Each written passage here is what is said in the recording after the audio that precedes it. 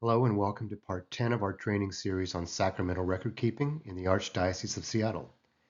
In this session, we're covering how to provide access to sacramental records while protecting individual privacy.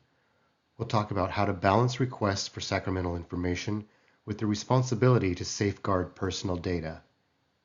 Everything we cover follows Archdiocesan policy and is designed to help you handle records responsibly and securely. We're often asked who can request sacramental records. The rule is simple. Records that are 90 years old or more can be released to anyone as long as the person is deceased. If it's not clear that the person has died, you can ask for a death certificate, funeral card, or published obituary as proof. For records less than 90 years old, access is restricted due to privacy laws and church policies. However, the following people may request a record: the person of record or their power of attorney, parents or legal guardians of minors, the staff of our tribunal, archives, and chancellor's offices, and clergy or parish staff, but always confirm their credentials first, especially if the request is coming from another diocese.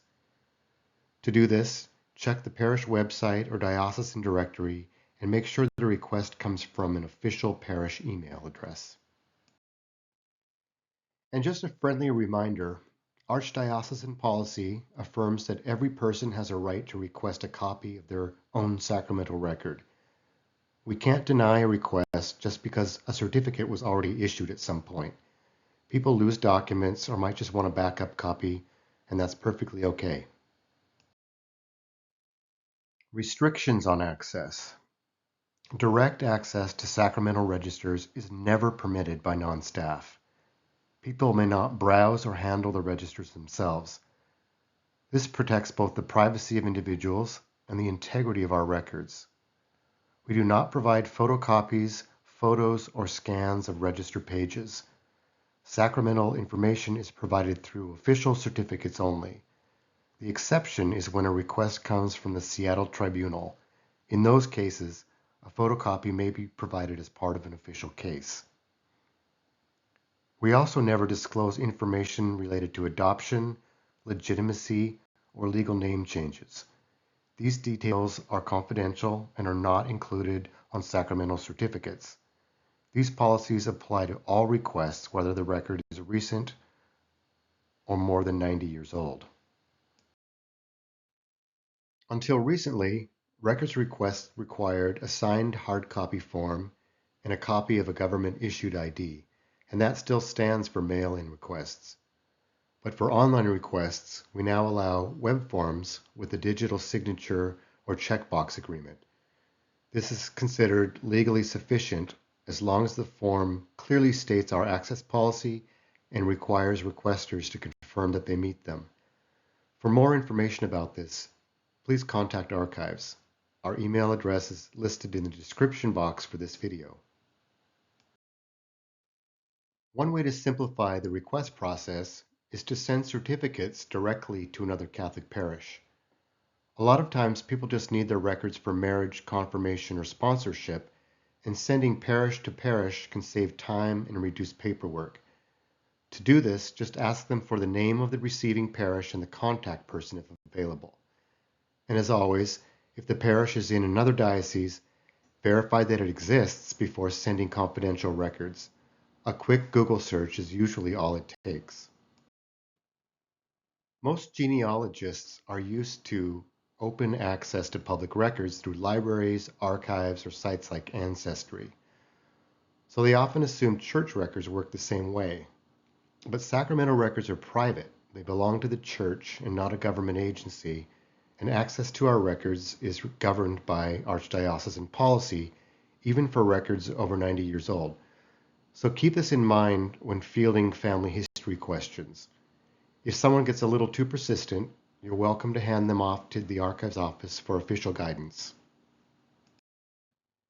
If you receive a large number of sacramental records requests from a single researcher or organization, you are not obligated to fulfill them all at once. It's okay to cap the number of records per request and make it clear that records will be processed as staff time allows. It's also acceptable to charge a small fee for time-consuming research. This helps cover staff time and resources and can discourage overly broad or repeated requests. If you ever get a request from a law firm or attorney, don't handle it yourself. Forward all legal inquiries to the Archdiocese archives for review. Our staff will determine what, if anything, can be released and make sure any legal or privacy issues are properly addressed. Extra care is required around access to Native American sacramental records. Many tribes have asked that their records not be shared with outside researchers. To honor this, records are only released to those who provide proof of tribal enrollment or written permission from the tribe. This helps protect tribal sovereignty, cultural values, and community privacy. Sacramental certificates are official documents, so they should always look dignified and professional. A clean, consistent format, whether it's printed or digital, helps communicate that. Every certificate must include the name and location of the parish issuing the certificate, the signature of the pastor or his authorized delegate, the date the certificate is issued, and the parish seal. Without these authenticating elements, a certificate is not considered canonically valid.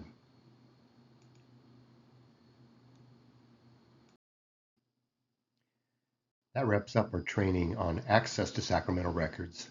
In the next video, we'll cover how to store and protect registers so they stay safe and accessible over time. If you're following this series in order, we'll see you in part 11. Otherwise, feel free to skip to the topic you need. Thanks for watching.